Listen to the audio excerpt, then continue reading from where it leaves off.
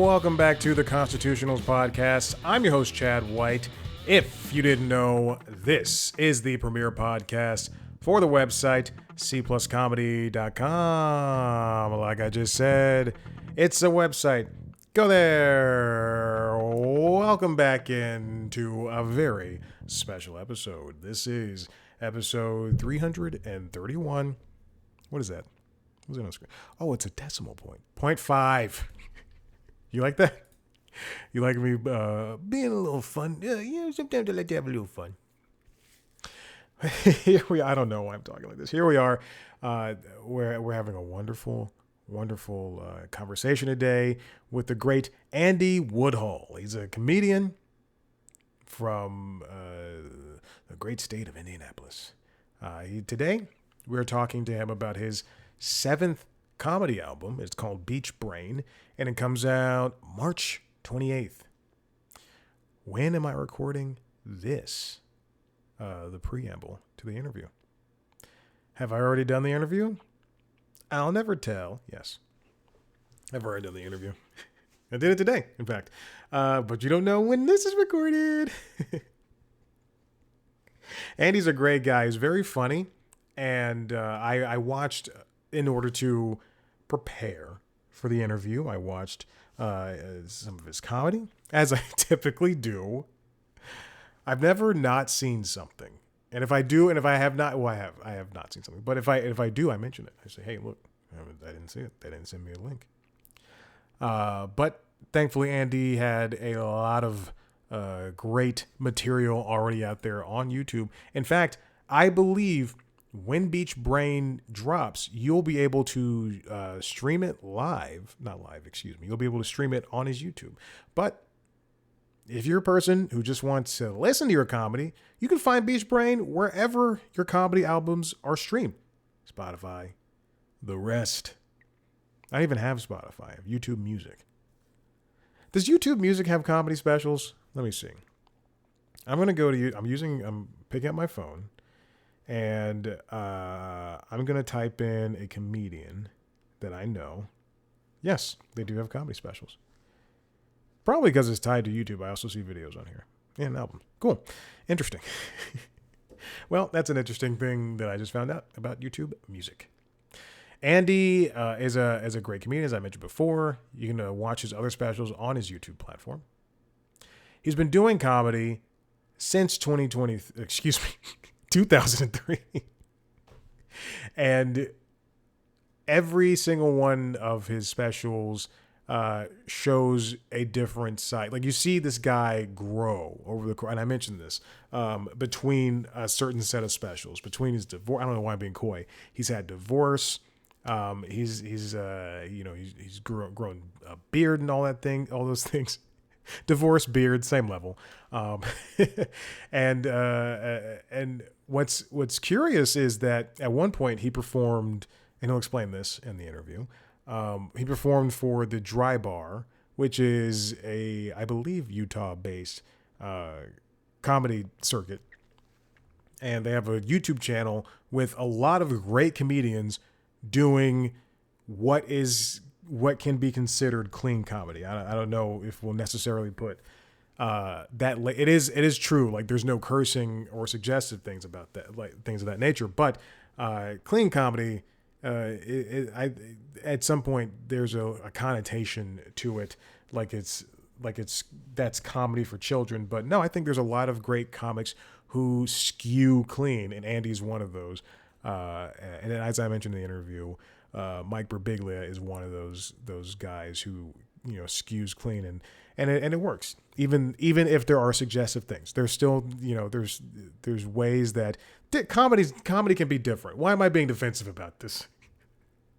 Beach Brain is coming to you now, March 28th. Find it wherever you get your comedy things. You can follow Andy Woodhull, on Instagram at Andy Woodhull. You can find him on TikTok at Andy Woodhull. You can find him on Facebook at Andy Woodhull fan page. You can find him online if you want to see him on tour. He's touring right now. AndyWoodhull.com, where he links to all the stuff I previously just mentioned. Plus, he has a podcast with Tommy Johnigan and Alex Stone. I know Tommy Johnigan. He's a funny comedian. Funny guy. Don't know why I had to put another funny on top of that. And I don't know Alex Stone, but I'm assume he's a funny guy. I don't know why you would surround yourself with unfunny people. Andy is touring right now, as I mentioned before. You go to his website. Go to his website. He's going all over the place: Michigan, Iowa, Illinois, New York State, Ohio, Texas. He's fun. And the podcast is called Backyard Hang. I don't know why I did not say the name. If you want to see a video version of this chat, go to youtube.com/C plus comedy, where you can see me talk to a bunch of other funny, famous people. Like other people. I'm not going to say any names because this is Andy's time to shine. But all of that is under the interviews on youtube.com/C plus comedy. If you want to see a video version of the other podcasts, including this one, The Constitutionals, LinkedIn Logs, which is the Jobs podcast, and Late Night Lately, the Late Night Show, find it there as well. Subscribe to those shows wherever you get your podcasts. Follow us on TikTok, Instagram, Facebook, and Blue Sky at C plus Comedy. Follow me on those platforms at Chad Black White. And now, enjoy Andy Woodhull. My wife and I just moved into a new house. There's a man here working on the stove. So there's a lot going on. Well, I bet. I'm sorry to hear that. Hopefully he doesn't make the gas release and try to blow you guys up. Yeah, if I pass out in the middle of this, that's why. I'll be sure to report it as soon as I possibly can, but I cannot make any promises. Great. Well, congratulations on Beach Brain. It's a feat. I know you've done other specials and everything, but this is another one to add to the books. Well, thank you very much. It's very kind of you to say. Yeah, it just continues, huh? It's fun. It's interesting. I was looking at your YouTube page, and you have all the specials you've done, and Uh-huh. there's like a metamorphosis across the time period of watching you do stand up. It's crazy, Yeah. especially the one that came out of the pandemic. That one you were just so excited to be back on stage after Mm-hmm. some time not doing jokes. So Oh, I for can sure. only I was. I imagine. think we all were. It was it's hard to even think about that time and believe what it was. It was, I think everyone is in denial of what happened. It was, at least here, it was scary, man. It was scary. It seemed like we might never do it again. And it's hard to even believe that we were living in a world where everyone was wearing masks. Everyone. It wasn't like some people, hey, don't be, everyone was doing it. Yeah, It was crazy. You couldn't yeah. go to the grocery store. There was no NBA. It seems like it couldn't have happened, but it happened. Yeah. Yeah, it's so fun. I feel like things that year were so like they didn't count almost because coming out of it especially I like Yeah. how many movies and TV shows have we watched where they reference the pandemic or a version of a pandemic at like in Uh-huh. from 2020 2 to 2023. I'm just thinking like damn, like I don't know if we need to make this anymore, but it's what we're doing. We're referencing it. Yeah. We're even talking about it right now. Yeah, Yeah. it's Uh, crazy. I am one of those people that it try to was. pretend it didn't happen. Even though Uh-huh. I was so adamant. I wiped down the groceries. I wore a Yeah. mask everywhere. And even when people weren't around me, and yet here I am going, oh God, don't this movie should not have been nominated for an Oscar. I'm like, get out of Yeah, here. it affected everybody, and everybody still wants to talk about it a little bit. Well, that's not true. I think a lot of people don't want to talk about it at all anymore. I'm kind of more in that group, just but it is crazy when you think about it to just, but you got to put yourself back in a mindset of you didn't know what it was. There's Mhm. everybody has hindsight now, and you're like, it was stupid that we did this. But in the moment, you didn't know that it was stupid. You're like, Yeah, well, I want to live. yeah, So, 100%.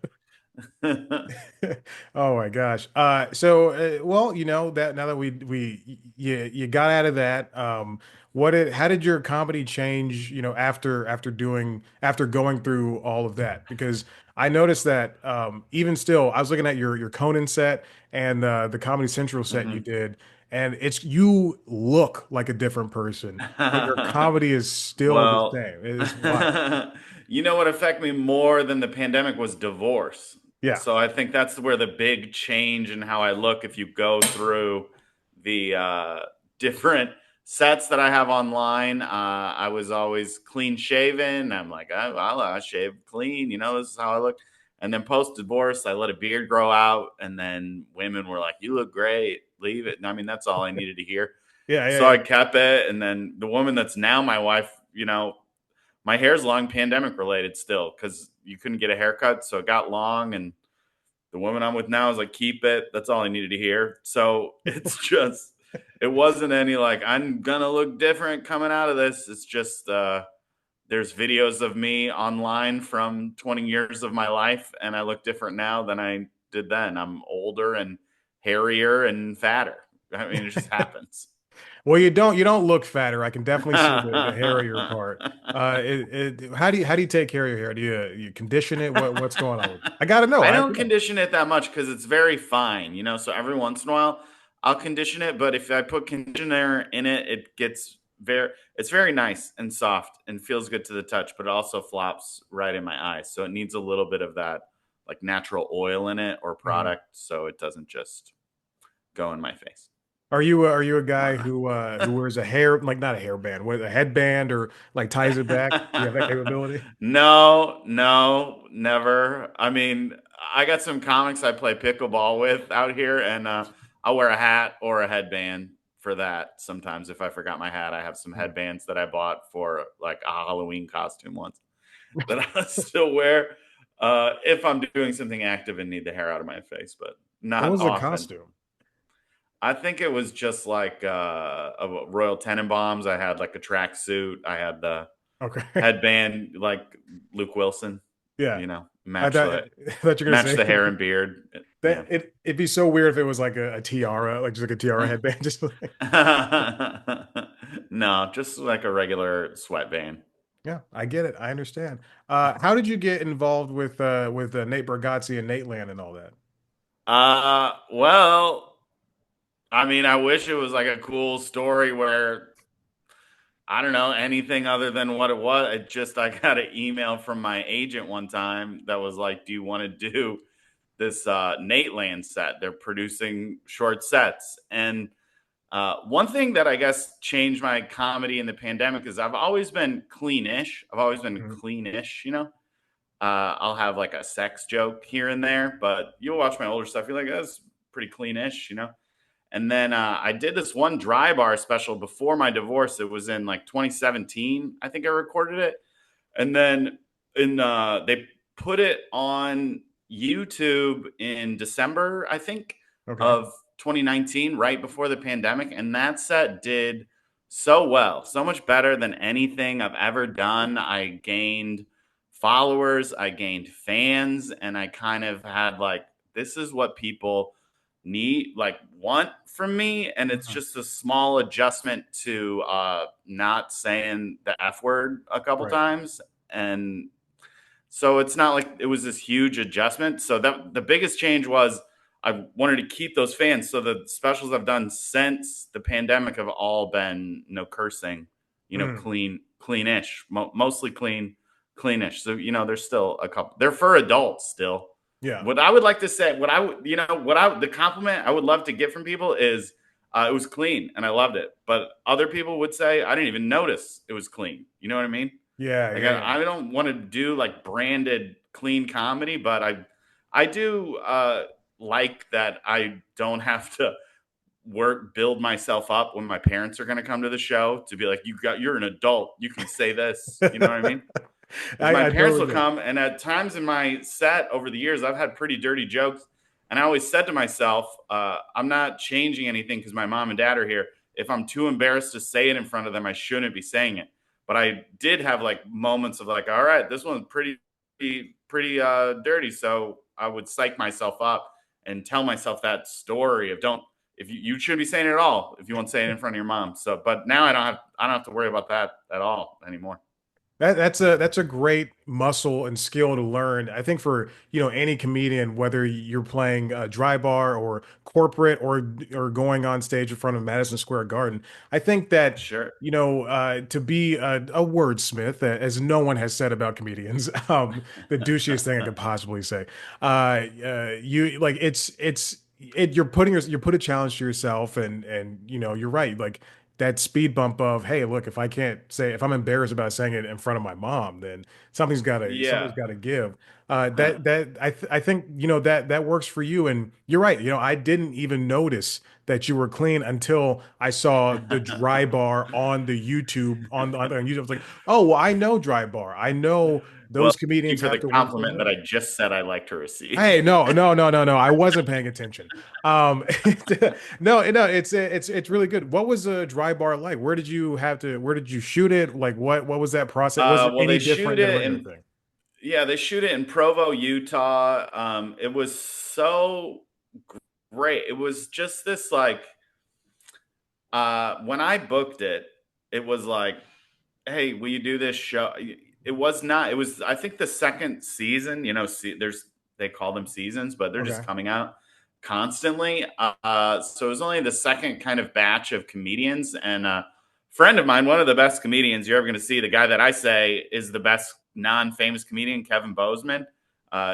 Sometimes people are like, tell me someone great that isn't famous. Kevin Bozeman, that's the guy. But he recommended me to go do it. So he set me up with it, and I went, and it was just there was a flat fee. I didn't really read the contract. I was like, Mhm. okay, whatever. And then it was like their whole brand became wildly successful. Yeah. I wasn't nervous for it. I didn't even think it was anything other than this one flat fee that I got. They had a thing of they were like, and we're going to be paying commissions on this. And I was like, yeah, I bet there's going to be a lot of commissions on this.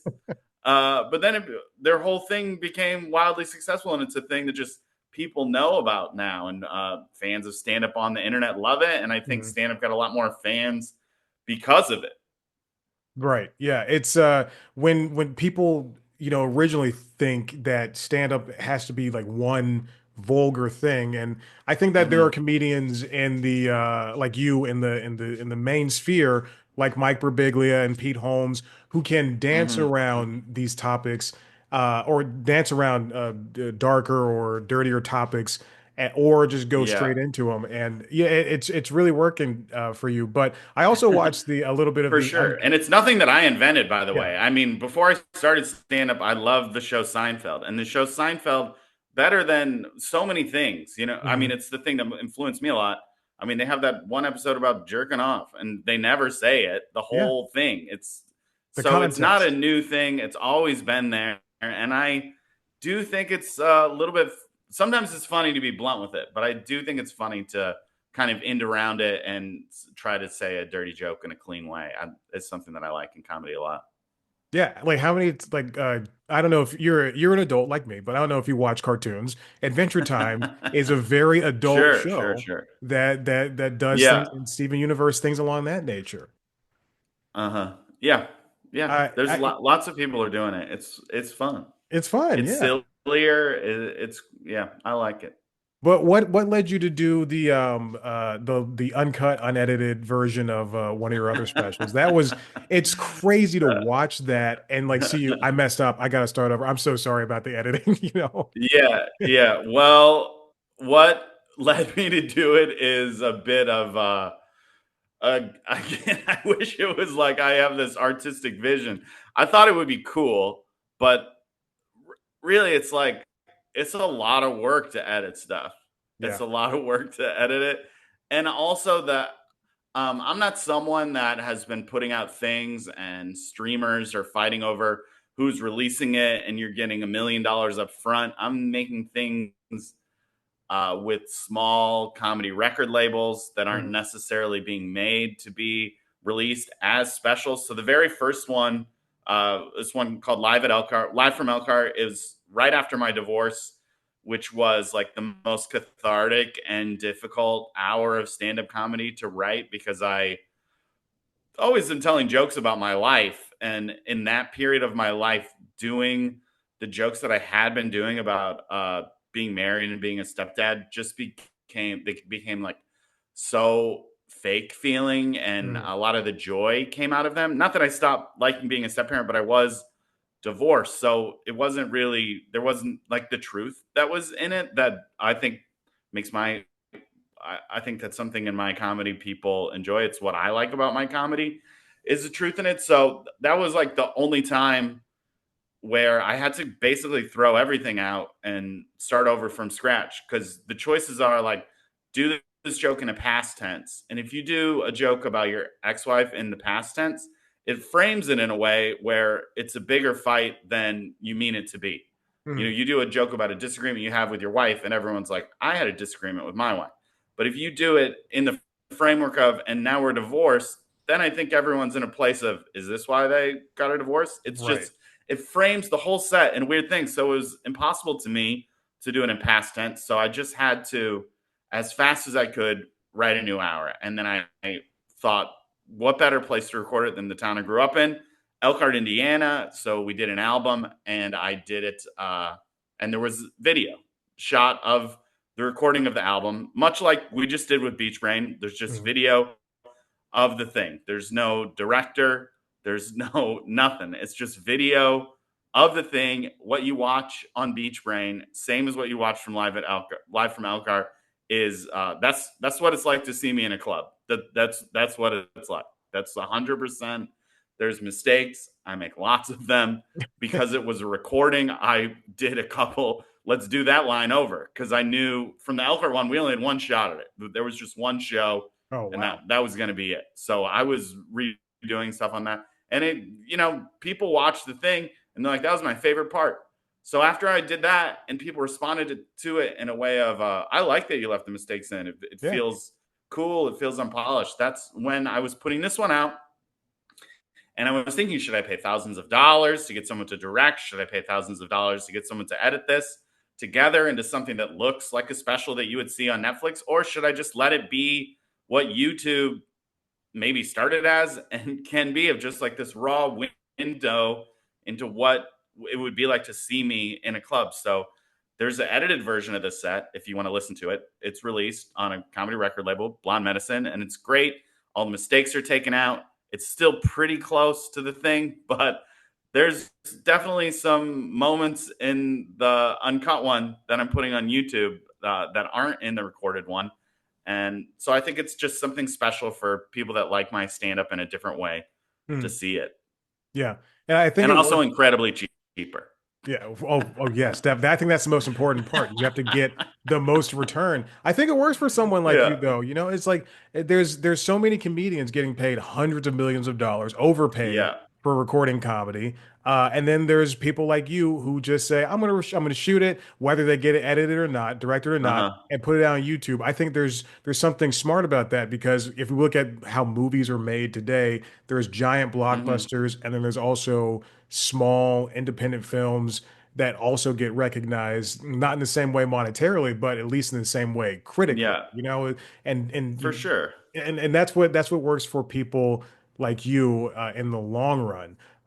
Do you think that with you having all these other specials out, is Beach Brain? Do you expect Beach Brain to do somewhat as well? And now that you have like you know you who you are confidently putting this stuff out, do you think Beach Brain Uh is going to do as well as these other ones, or like especially with TikTok and huh. Instagram and Reels and all that stuff? Yeah. Can we expect the same type of reception? Well, we're all at the mercy of the algorithm. I Mhm. haven't figured it out. I don't know. If you know secrets about it, let me know. The thing is, with Beach Brain, with Pumpkin Spice Season before it, with Live from Elkhart, all of those have kind of fallen into the era of comedy where everything's a clip. So Mm. every joke from Beach Brain will eventually be a clip on Instagram and Reels. And I hope they do well. And I hope people then find the full special and watch it together as Yeah. it's intended and enjoy it. But I am just at the mercy of the algorithm. I have had more than one person come. I'll do a Facebook video that will do well. Mhm. I'll do one that does a lot of views, and comments will be like, I'm so glad you're back. Where have you been? Why'd you Yeah. stop doing stand up? I didn't. I didn't. I Yeah. don't know why you're having a hard time finding me, but Yeah. I am here. I have not left. I've been doing stand up the whole time. There are computer overlords that decide who sees what. I don't understand it. Yeah. I sure hope a lot of people find it. I think it's very good. I think it's my best stand up special, which I've thought every time so far. And I think whenever I stop thinking that is probably when I should quit. So, regardless of if it does the numbers things have done in the past, I mean, World's Greatest Step Parent, the one I put together for Dry Bar, which Mhm. is kind of a compilation of like Step Parenting 1, Step Parenting 2, which are stand up albums. Uh, was never even I didn't know it was going to be anything other than that set, that I Right. explained to you. I thought the people that night would see it and that would probably be it. And that one has like 12 million views. So there's no planning for I'm expecting to do this one better than a different one. I hope people find it that want to find it.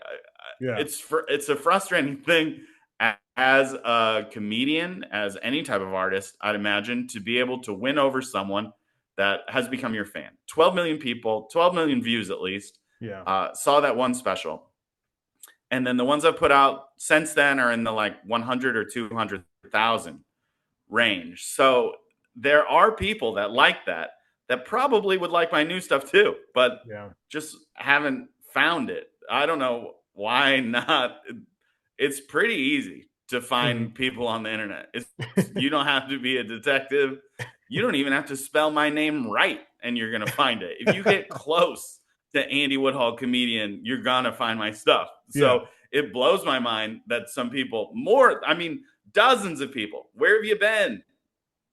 I don't know. It's what a weird question, and that who knows the answer to it. Right. Yeah. It's crazy. I was watching Pop Culture Jeopardy last night, and I saw, Mhm. you know what? I saw somebody on the team. I was like, hey, she's kind of cute. Let me see if I can find her. I Yeah. found her on TikTok immediately. It's like that. That's how easy it is. Did you DM her? Did you just sneak in those DMs? Say hello, be a Oh pop no, culture but Jeopardy. look. What a fun way to meet though. And I bet they would love it. I mean, I'm someone that's been on TV a few times, and every time someone has reached out to me personally, I have responded and been grateful and felt really good. It's actually my new, I mean, not necessarily, well, no, even that, it's different maybe being a man. If a woman was like, you're hot as hell, I would be like, well, I mean, I am married, but thank you. That I made me appreciate feel that. great today. Yeah. And I'm showing this to my wife to let her know what a catch she has on her hand. So it was funny. My New Year's resolution for this year was to DM people. Anybody whose Nice. art that I enjoyed, I'm DMing them and saying, I really liked it just because it means so much to me when it happens. I want to make sure that I'm not reserving that and being like, this person they don't want to hear from me. I think they do. I think a lot of people, when it's a compliment, Yeah. are happy to hear from strangers because we put ourselves on this world wide web to make connections, I think, or to have people enjoy what we're doing, be it comedy or answering pop culture Jeopardy questions, which I love that show, by the way. It's so good. It's Do you fantastic. love it? I I'm love it. almost done It's with so good. the what is it? The first 26 episodes. What are they? Oh yeah. The Yeah, the eliminations. first round, yeah. Yeah. So Uh-huh. now I The have to show get is into so it. good. I mean, listen, Colin Jost doesn't need me talking about how good he is, but I wasn't even the biggest Colin Jost fan. I was like, he's fine, but he is amazing Yeah. at hosting that show. He's just the right amount of funny with Yeah. also moving the game along, and it's a delight. I love pop culture Jeopardy. That was a like must watch with my wife and I. We kind of strung it out with every lunch until we finished all the episodes. Great show. Where my favorite game to play in the middle of watching is when is it the end of the day when he's clearly about to break and he's just getting just more Yeah. obscure or darker with the jokes. It's so lovely. He's such a funny guy, especially when you put him under pressure like that. Yeah. It's great. I mean, when you finish watching Beach Brain on my YouTube channel, go ahead and watch Pop Culture Jeopardy on Amazon Prime. Yeah, that just two different SKUs of comedy, but both Yeah, worth it. yeah, Both worth yeah, it. So this one comes out in a couple of days, or but yeah, it's yeah, what's so expendable about comedy is that like you said, you mentioned like you had to throw away like an entire set of jokes about yeah, having but now you have a new wife and maybe you're working on your yep. third, who knows? But you made that joke yourself. I did not make that joke. You made that joke yourself. But Yeah. it's do you like having to restart, especially doing it, at least 7 different times, having to restart and find something new to make jokes about? Yes, I do like it. And I also have a luxury that, a lot of comedians you're going to watch on YouTube shows like this one or here on podcast will do what I was forced to do because of my divorce. And also, I did it post pandemic, also, because post pandemic was similar to the year I got divorced, where the context for every joke was different. I remember I had this joke from Live from Elkhart about having thin walls and hearing my neighbor. And then I was doing it post pandemic, and it really felt like you shouldn't be talking to anyone in person. You shouldn't be. What are you doing? So that in another way was a full. Hey, you got to start from scratch. But the point that I was trying to make is I'm not so famous that when I put something out, every person on the planet sees it. Hmm. And so I then, when I tour, have to do nothing from that thing. I can confidently say if you see me this year and then come see me next year, it's going to be about 50% different. That's about the turnover rate. It takes me about 2 to 2.5 years to turn over the whole set. And Okay. it's fun. It's not a specific, I love when I wipe it clean and I have nothing to go from because I have the luxury of not having to deal with that. Yeah. Most of the people that come see me on any given night, 50% of them knew they were coming to see me. 50% of them wanted to see comedy, and I think I consistently win over the people that didn't know me before the night began. But also, I don't have to deal with everyone knows all of my jokes. So Hmm. I recorded this one in August of last year, of August of 2024. Okay. It's releasing now. I'm probably doing 25 to 30 minutes in the live show that aren't on this. So if you watch this and you love it, I want to see them live. Hey, you're going to see some of the ones you love and some brand new ones. Yeah. I love writing comedy. I love performing comedy. It is absolutely my favorite thing to do on the entire planet. But I don't have any thoughts either way of daunting or a joy to rewrite from scratch because I never do that. I just replace until I'm finally at a point where I'm doing all new, and then I think well, it's time to release something again. Hmm. When was the first time that you recognized that you loved performing comedy? Not just like the first time you did it, but like that moment where you said, "Oh, this is working and it's for me and I love seeing these people laugh." Well, because I was completely delusional, they are the same thing. The Okay. first night I ever did it was incredibly fun. I loved every second of it. But the context of how I did it was an open mic night where you sign up online. Hmm. And no one told me this, but I had gotten in my head that it was like an audition, and if you do well, they'll probably bring you to do it the next time. And then if you do well at that, they'll let you MC, which is kind of how it works, but not really. Uh, One of the wildest things in stand-up comedy is to consistently get on the stages you want to get on. Even now, 22 years in, the best thing you can do besides being funny, unless you're famous and people are going to go there because you're there, you have to hang out. Yeah, Yeah. from 2003 when I started until 2025 right now, you got to hang out. And I didn't know that, so after my first one, even though I thought I did really well and I had the time of my life, when I signed up on the online thing to do the next open mic night, I wasn't picked. So I thought I didn't make the cut. And I thought that for probably 2 or 3 months until I just randomly ran into a comedian from that open mic night. His name's Gabe Kia. He lives in Cincinnati. Funny guy.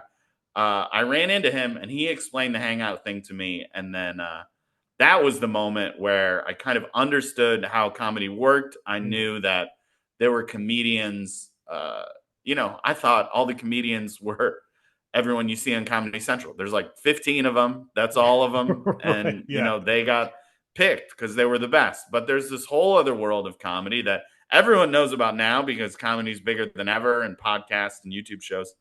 And I don't know. I have this little corner of stand up that's my very own, and I love it. And every set I do is still a joy and has been since that first one. That's good. That's good. It's okay to get disenfranchised. I'm sure, I don't have to tell you that. Yeah, but it's good that you still Yeah. are finding that joy and that energy within it. I tried comedy for a little bit and it just was not me. I'd rather just talk to people about it, Uh and find things about it. I huh. remember the first time I did it. I went to a friend's, not open mic night, but he had signed up to do like a 5 minutes at a bar or something. Uh And huh. then we were living at home after college. He got in trouble with his parents, so he couldn't borrow the car. So there's like 10 of us at this restaurant, along with a bachelorette party and like five other people. And the guy was like, "Well, does anyone here want to take a spot?" And I took a spot, had nothing written down. Oh wow. And I just went up there, was not funny in the slightest. And then, and then, years later, not even years later, like maybe a year or two, I did an open mic night at the Vortex here in Atlanta, and our Laughing Skull Lounge. And then that. That was pretty much it. I said, you know what? I did it. I did a couple more times, and it just wasn't for me. But I get that euphoric, that sensation, that going up Yeah. there and actually writing something down and making and doing the jokes, and uh it's something that I understand, and the continually seeking it out, and when it works, and even when it doesn't, it's something that can be beneficial to you in the end. So uh Hmm. you know that's a good job on all of that. Yeah. Yeah. Yeah. But don't get me wrong. I do hate it sometimes. No, I get it. Yeah, yeah. Every second I'm performing is the best, but there's some times where I'm like in the middle seat on a flight at 5 in the morning and I'm thinking, what, why don't I just get a job? But all the performing is so fun. Hmm. Yeah. Are you touring right now? Yeah, I actually leave tonight. I have shows this week. I'm touring a lot. I tour as much Okay. as I can, and I host a animal show I on the saw that. CW that's ramping back up. So I'll get to be home a little bit more, which I love because I love being home and spending time with my wife. And yeah, but I'm always on tour. I've never gone anywhere. To everyone that asks where I've been. Where are you shooting? Was it Totally Funny Animals? Where are you shooting that? I don't even know that we have a stage yet, but it's in Okay. LA. It shoots in LA. Okay. Yeah. That's good. I watched a clip from an episode on the CW's website, and I didn't even have to like look at the show. Once I saw the Yeah. title, I went, I know what this show is going to be, and Uh-huh. it performed exactly what I needed it to do. That's a great description of the show. It is exactly what you think it is, and it delivers on exactly what you think that show is. Yeah. I'm just glad. I'm glad to see another comedian get paid outside of doing straight up comedy. Like truly, I just love seeing people work. Yeah. And if Yeah. if I like you, if I talk to you and I like you, I go, you know what? As long as they're getting a paycheck, I'm fine. I don't care what it is. That is a fun thing about comedy is stand up is the best. Stand up is the gold standard. If your whole life can just be stand up, what a dream. But I have thought since the very beginning of starting in stand up, making it for me will be if the way that I'm being paid is being funny in whatever context that comes. That's making it for me. Yeah, Yeah, that's perfect. That's a great way of buttoning it. Andy, I don't want to take up too much more of your time. This has been sure. fantastic. You got a guy in the house working on the stove, and you're not dead. That's good. Yeah, live through the whole thing. Pretty cool. Pretty cool. Well, thank you so much for sitting down with me. I'll have this out soon, and Of and course. Thanks congrats again. on Beach Brain. Yeah, thank you very much. Thanks for watching it. Thanks for interviewing me. Much appreciated. Yeah, no worries. All right, travel safely and have a good one. Okay. Bye bye. Bye.